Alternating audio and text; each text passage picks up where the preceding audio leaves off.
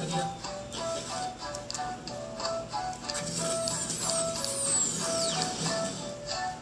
Ang eksklusibo, SUV na tinagay mula sa isang Koreano na bawi sa mga sospek na nasita sa checkpoint. Ang sospek umaagitan. Wala ka lang iba. Susundin ko lang po yung asawa ko. Mahigit 4,000 kahon mga Christmas lights at pagsam sa inspeksyon, pinagsasamsam. Mahigit 1 taon matapos patayin ang nanay ng actress na si Cherry Pie Pinache. Ang akusado, pinatama ng parusang hanggang 40 taon pagkakabilan mo. Justice deserved. Pag-amin ni Mayor Rodrigo Duterte na pumatay siya dati ng kriminal, pinaiimbestigahan ng Commission on Human Rights sa Department of Justice. 6 na tauhan sa NAIA, sinampahan ng reklamo ng NBI kaugnay ng umano'y naglagbana. Si Bossing, Ay at ang Aldab nagsama-sama sa Grand Press Launch ng May Federal. Alden at Maine, may amin. Ang dabarkads na si HBD girl Patricia makikichigaminit. Ang bato natin sa Miss Universe na si Pia Wurtzbach sumatak agad sa iba't ibang aktibidad sa Las Vegas at maghiram para sa mga patok ng Miss Universe names. Magandang gabi, Luzon, magandang gabi, Visayas, magandang gabi, Mindanao. Isang remittance center sa Cubao sa Quezon City ang ginawda. Ang laman ng paha ay nilabas ng suspect sa loob lang po 3 minuto. Hindi nanuntok ng baril o patalim ang suspect at sa halip, pinakitaan ng kamera ng kapirasong papel na sapat na para masindak siya. Ang kanyang bagong modus, tinutukan niya ng sumangil exclusive. Nakasuot na ng surgical mask ang suspect ang una siyang mahagip ng CCTV camera. Sa susunod na kuha, wala na siyang takip sa mukha. Tuwid ang kanyang paglalakad pero sumapanig ang ulo. At habang inaayos ang buhok, ay di na masinisipan ang loob ng isang establishmento. Nagpunta sa ATM ng katabing bangko. At segundo pa lumipas, pinasok na niya ang remittance center. Walang 3 minuto, lumabas na ang suspect at tumakbo na patungong Aurora Boulevard. Bit-bit ang hindi pa palitan halaga ng pera na itawag agad sa pulis ang huldapan. Dumating agad ang responde. Inabot ito ng mga pulis patungo sa direksyong tinakbuhan ng lalaki. Pinagtanong sa mga tao, pero walang makapagturo. Hindi halos makapagsalita ang kahera nang abutan namin siya sa crime scene habang nilalarawan ang mukha ng suspect. Hindi raw siya pinutukan ng kahit ano. Naka-sling bag, pero wala siyang nakitang nakasuksok na baril o palaksak. Maliban sa kapirasong papel na ito na binunot at iniabot daw sa kanya na suspect kung saan nakasulat ang mensaheng hold up to.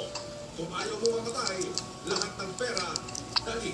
Bago ang modus na ito ayon sa mga pulis, kaya dapat maipaalam na sa publiko. Default yung Mobile rin ang pulisya sa mga remittance center, isecure ang mga counter. very accessible yung counter. Madaling magkaroon ng contact yung personnel at saka yung mga customer.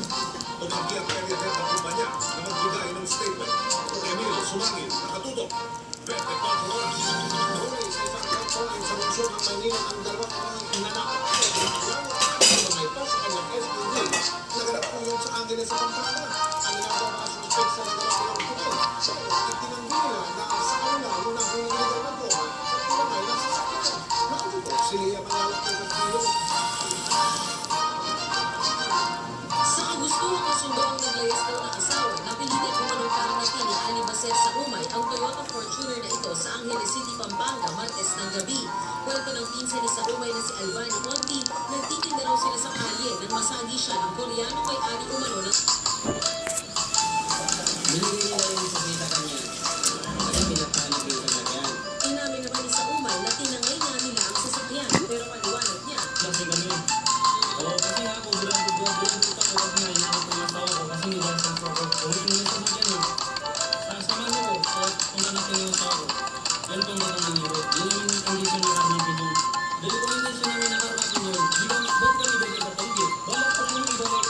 Susunod ko lang po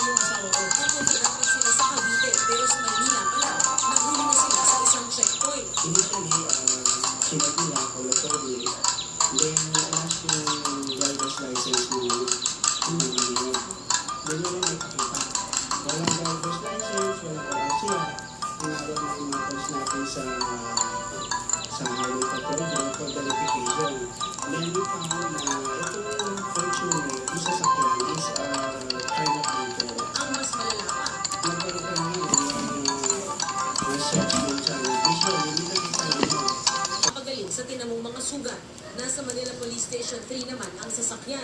Posibleng maharap sa mga reklamong carnapping at illegal possession of dangerous drugs ang dalawa. Via Manalac del Castillo, nakatuto 24 oras. Rescue naman ang mga bumbero ng Quezon City sa isang ginang na inabutan ng panganganak sa taxi. Mabuti na lang at registered nurse pala ang mga bumbero hiningan ng saklolo. At yan naman po ang tinutukan ni Cara David.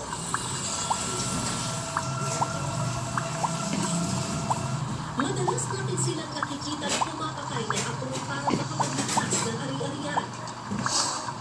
Pero ngayon, hindi bagay kundi buhay at isinalba ng ilang bumbero sa Quezon City Fire District. Pasado alas 7 ng umaga kanina, habang naglilinis ng fire truck si FO3 Richard Andrew Roses sa kanilang istasyon sa Kalayaan Avenue, Quezon City, humingi ng tulong ang isang taxi driver. Manganganak na raw ang kanyang pasahero at hindi naaabot sa ospital. Sa loob ng taxi, nakita ng bumbero ang buntis na si Queen Alcala. Puno ng dugo at halos nakalabas na ang sanggol mula sa kanyang sinapupunan. Natataranta po talaga yung ipang ko eh. Pati ako nataranta pati yung taxi driver. Kasi andun na eh, lumabas na yung paa niya. Mabuti na lang at isang registered nurse si Fire Officer Roses at ang kanyang kasamahang si Senior Inspector Diego Dao. Mabuti na lang sinulitan si Queen sa kanyang panganganak. Mayroon ako gusto salamat talaga ako ng maraming sa kanila. Kasi hindi dahil sa kanila ko hindi ko alam kung saan kami ngayon nagpapulutin. Para David nakatulog 24 oras. Ayos sa mga bumbero mga kasuso, gusto po mo ng huli, kaya maging mapanuri kayo sa pagbili ng ilang ibang grupo. Tulad po sa mga Christmas lights, pinagpupuntis na kanina ng Department of Private Industry ang taong-taong Christmas light na mababa ang kanila kung hindi naman na substandard. Nakatutok si Mark Salazar.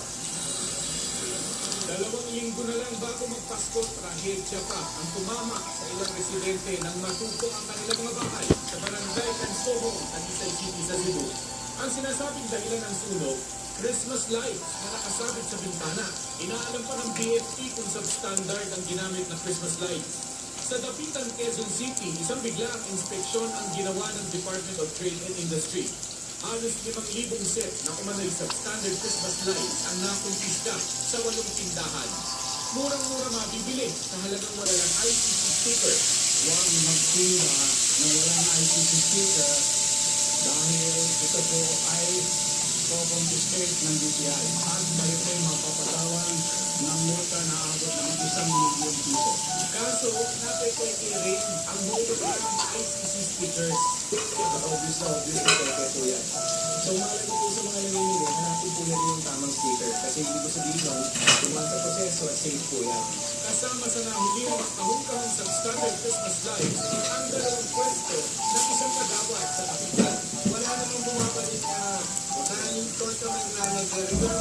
Sa tagal na po namin nag-i-reserve. So, ito rin po yan. Wala namang bumabalik na yun nga yung nagkamati na po talaga. Kung hindi, at ginawang warehouse ng substandard Christmas lights ang lumang police office sa loob.